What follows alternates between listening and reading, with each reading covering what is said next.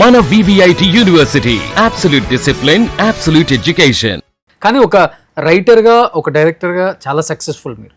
ఈ రెండింటికి మించి ఒక యాక్టర్గా ఇంకా చాలా సక్సెస్ఫుల్ అనుకున్నారా? అసలుకి డైరెక్టర్స్ కానీ హీరోస్ కానీ ఎక్స్పెక్ట్ చేశారా పోసాని గారిలో ఇంత కళాపోషణ ఉంది యాజ్ ఎ యాక్టర్గా, కుమ్మేసిన స్క్రీన్ మీద అని చాలామంది మీతో పాటు వర్క్ చేసిన యంగ్ హీరోస్ కూడా చెప్పారంట కదా సెట్లో? అందరూ ఇక ఒకళ్ళగా అక్కడ చిరంజీవి కానీ, ఇంకోటి కానీ, బాలకృష్ణ కానీ, నాగార్జున కానీ, నాగేశ్వరరావు గారి సినిమా కానీ, మళ్ళీ వెంకటేష్ సినిమా కానీ, అన్ని తర్వాత వచ్చిన జూనియర్ ఎన్టీఆర్ కానీ వాళ్ళు కానీ, మళ్ళీ అన్ని సురేష్ బాబు కొడుకు కానీ, అన్ని రకాలు అందరూతో చేసి ఉన్నా, అన్నీ చేసి ఉన్నా, అన్ని సార్లు చేసి ఉన్నా. అది షార్ట్ టైంలో 500 సినిమాల్లో తీసా. పెద్ద విషయం కదా సార్? చాలా విషయం, చాలా. అప్పటికే నేను చాలా ఒక 70-80 దాకా ఆపేసా. అంటే నైట్లు చేయలేక, నైట్లు నేను చేయను. ఏ హీరోతో కాంబినేషన్ చాలా బాగుంటుంది కంఫర్ట్గా మీకు? ఏం యాక్టర్ రా, ఎంత బాగుంది టైమింగ్, ఇతని దగ్గర డైలాగ్స్ ఏం చెప్తున్నాడు, సింగిల్ టేక్ ఆర్టిస్ట్ అనిపించిన హీరో? పెద్ద ఆర్టిస్టులు వాడు ఎక్కువ వాడు తక్కువ చెప్పడానికి లేదు. మీరు యాక్ట్ చేసిన హీరోస్, యంగ్ హీరోస్ అందరితో చేశా. అదే బాగా సింగిల్ టేక్ ఆర్టిస్ట్ చాలా బాగా చేస్తున్నాడు అనిపించిన హీరో? అందరూ చెప్తున్నారు. అప్పుడు అంటే ఎక్కువ నా కాంబినేషన్ నాకు ఎక్కడ నచ్చిందంటే ఎక్కువ చిరంజీవితో చెప్పాలి. చిరంజీవితో అంటే ఏంటంటే అది ఎక్స్పెక్ట్ చేయరు. ఎందుకు అదే పేరు చెప్పారంటే, ఒక సినిమా చేసాం, ఖైదీ 150 సినిమా తెలుసుగా, వినాయక్ గారు. వినాయక్ ఏంటంటే మంచి రిథమ్ ఉంటుంది పోసాని గారికి, అందుకని అతని ఇష్టం. నాయక్ చేశా కదా, అవును, నాయక్ వల్లే కదా ఈ సినిమాలన్నీ చేసింది. అది ఆయనే ఇచ్చాడు. తర్వాత మన జగన్ గారు, పూరి జగన్నాథ్ గారు టెంపర్. అయితే చిరంజీవి గారికి నాకు సీన్స్ ఉన్నాయి. చిరంజీవి గారి పక్కన అసిస్టెంట్లు ఎవరు? ఓ పక్క బ్రహ్మానందం, ఓ పక్క ఆలీ, ఓ పక్క పైన కాజల్. అంటే చిరంజీవి గారు కూడా ఒక కమెడియన్గా చేస్తాడు, బాగా టైమింగ్ ఉంటుంది తనకి. అవును, ఇట్లా ఒకసారి మాట్లాడుతూ వస్తూ, ఇంకో రకంగా ఇట్లా వస్తూ అన్నీ చేస్తుంటాడు యాంగిల్స్లో. నన్ను భయపెట్టడానికి వస్తారు, కొడతానికి వస్తాడేమో నేను అనుకుంటా. నేను పెద్ద రౌడీని. ఆ మొత్తం సెట్ మొత్తం ఉంది. జనరల్గా అనుకుంటారు ఆలీ నాకంటే సీనియరు యాక్టింగ్లో, బ్రహ్మానందం నాకంటే సీనియరు యాక్టింగ్లో. అవి వస్తుంటే నేనేమనుకున్నానంటే, చిరంజీవి గారు ఉన్నారు, చిరంజీవి పక్కన వాళ్ళు డైలాగులు వేస్తుంటారు, నేను పడకూడదు కదా. నేను ఎప్పుడు ఒక్క నిమిషం ఉన్నా కానీ నేనే ఉండాలని కోరుకుంటా. అట్లా వచ్చి చిన్న భయంతో ఇట్లా ఉన్నాడు చిరంజీవి గారు. అట్లా ఆ క్లోజులు ఏమంటారంటే, ఈ బ్రహ్మానందం క్లోజు, ఆ క్లోజులు అట్లుంటాయి కదా, ఏది ఈ పగిలిపోయింది ఈరోజు అన్నట్టు ఏదో బిల్డప్లు ఉంటాయి కదా. నేను మామూలుగా ఉండడానికి ఏముంది, అప్పుడు భయపడకూడదు, ఏది రౌడీ అట్లా చూశారు చిరంజీవి గారు. చిరంజీవి గారు ఎలాగ చూస్తున్నాడు అని నేను ఇంప్రవైజ్ చేసుకున్నా. ఓకే, ఇచ్చేసుకొని కింద కూర్చున్నా, బాస పెట్టేసుకున్నా, కర్చీపు తీసుకున్నా అని ఆయన కాళ్ళు దుడుస్తా, నిన్నటి దాకా శిలనైనా నీ పాదము తాకి దేవుడినైనా అంటే లేదు.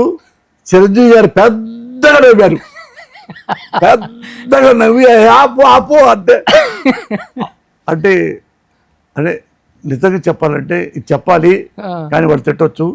బ్రహ్మానందం ఆలీ చిన్నపోయారంతే, అనకూడదు కానీ అన్న, ఎందుకంటే నాకు సంతోషంతో అని చెప్తున్నాను. అసలు వాళ్ళు కూడా స్టన్ అయిపోయారు. ఇట్ట ఆయన కెమెరామ్యాన్ దిగి పెద్దగా నవ్వి, వినాయక్ ఇంకా బాగా నవ్వి చెప్తే, మురళి అబ్బో నెక్స్ట్ చేయి సరే. తర్వాత సార్ డైలాగు, సారీ చెప్తున్నాను సార్, మీరు వెళ్ళిపోండి సార్. ఎలా సార్ ఏం చేయమంటారు? కాళ్ళు పట్టుకుంటాను, వెళ్ళిపోండి సార్. సార్ మా ఆవిడ మా ఫ్యామిలీ వస్తుందండి, మళ్ళీ బాగోద్దు కదా సార్, మీరు వెళ్ళిపోండి సార్. సార్ సార్ మీరు చెప్పులు పట్టుకున్నా, బూట్లు పెట్టుకున్నా, కాళ్ళు పట్టుకున్నా, చేతులు పట్టుకోవాలని, ఇంకేం పట్టుకోవాలని ఎక్స్పెక్ట్ చేస్తున్నారు? ఇంకేం పట్టుకోవాలని తెలుసుగా, ఇంకేం పట్టుకోవాలని ఎక్స్పెక్ట్ చేస్తున్నారంటే అసలు చిరంజీవి గారు ఆగి వాడు కూర్చుని పెద్ద నవ్వేశాడు. పెద్ద కదా అది థియేటర్ లేచిపోయింది అసలు. అంటే ఎవ్వడు బ్రహ్మానంద కనపడలా, ఆలీ కనపడలా. అంటే నాకు కాన్ఫిడెన్స్ ఎక్కువ ఉంటుంది, ఎక్కువ కాన్ఫిడెన్స్. నేను చిరంజీవి గారు ఉన్నాడు కాబట్టి చిరంజీవి గారి దగ్గర హీరో, కానీ నేను కూడా ఆయనతో ఉండాలి. అంతే మరి ఎందుకు నన్ను కామెడీగా పెట్టుకుంది? అది చేస్తే నాకు అది ఎంత ప్రెస్ మీట్లో చిరంజీవి గారు చెప్పారు, సెకండ్ హాఫ్లో పోసాని వచ్చాక అలా లేచిపోయింది సినిమా అన్నాడు. మరి పక్కన బ్రహ్మానందం ఆలి ఎక్కడ పడిపోయారు? నాకు అన్నీ వచ్చు.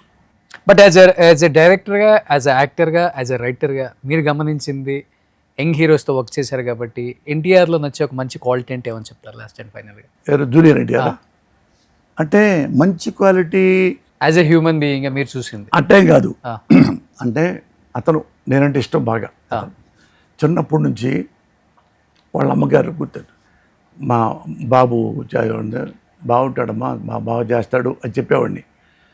ఒకసారి ఎప్పుడు అతను కాదనుకున్న ఆస్ట్రేలియా వెళ్దాం అనుకున్నాడు. ఆస్ట్రేలియా చిన్నప్పుడే. ఓ యాక్టింగ్ చేయకుండా అప్పుడు అని అయితే వాళ్ళమ్మ చెప్పింది ఆస్ట్రేలియా వెళ్తారంటున్నాడు. అంటే వద్దమ్మా ఉండమని చెప్పి, చేస్తాడు బాగా చేస్తాడు అంటే ఆయన నాకు ఏదో అన్నాడు, ఏదో నాతో అంకుల్ ఇది ఏదో నేను లావయ్యానా అనుకుంటానా ఏదో అనకపోతే, బాబు నువ్వు మీ తాతలాగుంటావు బ్రహ్మాండంగా, నువ్వేం భయపడక్కర్లేదు, బ్రహ్మాండంగా ఉంటావు పో అన్నా. అంటే వాళ్ళమ్మ ఎప్పుడు నాతో అప్పుడప్పుడు మాట్లాడుతుండేది. అతను కూడా మాట్లాడేవాడు సార్లు. ఇంకో రెండో ఫిల్మ్ కూడా నన్ను రైటర్గా డైలాగులు మీరు చేయండి గురువు గారు, మురళి గారు అన్నాడు. వెళ్ళా, కథ వివరండి అది అన్నాడు. ఉదయ్ కుమార్ డైరెక్టర్, ఆయన అప్పుడు బిజీగా ఉండేవాడు రైటర్గా. అయితే అప్పుడు విన్నానంటే వచ్చి మళ్ళీ చెప్పా, బాబు నీకు నచ్చింది ఆ సినిమా కథ అన్న. నచ్చిందని. బాలేదు బాబు అన్న. డైరెక్టర్ ముందే చెప్పా, నాకు నచ్చలేదు బాబు, డైలాగ్ రాయమంటే రాస్తా, నాకు నచ్చలా, లైన్ సరిగ్గా లేదు, దానికి చాలా రాయాలి, చాలా అలాంటి అంత అవసరం లేదు కదా, నువ్వు ఆలోచించుకో బాబు. ఇక మీరు వద్దోడి తర్వాత ఏముంది అని తీసి పరేసాడు. నమ్మకం తీసి తర్వాత వేసిన పోషన్ తెలుసా, సింహాద్రి. అప్పుడు వాడికి ఇవ్వకుండా ఆయనకి ఇచ్చాడు, రాజమౌళికి. అదృష్టం ఎక్కడికి వెళ్ళిపోయింది. అది అట్లా నమ్ముతాడు నన్ను. మళ్ళీ ఓన్లీ హంబక్కు చెంచా బిర్యానీ సూపర్ బాబు అని రాసేసి డబ్బులు తీసుకొని, అప్పటికే డబ్బులు వచ్చేసినాయి నాకు. డబ్బులు రాకపోయినా కూడా ఇలా చెప్పేవాడిని, ఏదో బాగాలేదని అనుకో, ఎందుకు బాగాలేదు చెప్పండి అంట. కొద్దిగా నాకు నచ్చలేదు లేండి, అదే చెప్పు అంటే అదొకటి బాధ ఉంటుంది వాళ్ళకి, ముఖాన్ని చెప్పేస్తారని. అది మంచిది కదా అది. దానికి వెళ్ళలేక మరి నాకు నేను మంచి రైటర్ అవ్వగలిగాను. ఆ రోజు నువ్వు కూడా బాగుందని చెప్పావు, తీరా చూస్తే ఫ్లాప్ అయిన సినిమా, ఆ రోజు చెప్పొచ్చు కదా మళ్ళీ అప్పుడు అంటారు. అట్ట చాలా మంది అంటారు. అందుకని నాకు మనకెందుకు, వాడు ఎవడో రైటర్ రాశాడు, మన డైలాగులే కదా అంటే నా డైలాగులతోనే పేరు వచ్చింది. అందుకని నేను నచ్చపోతే చేయను.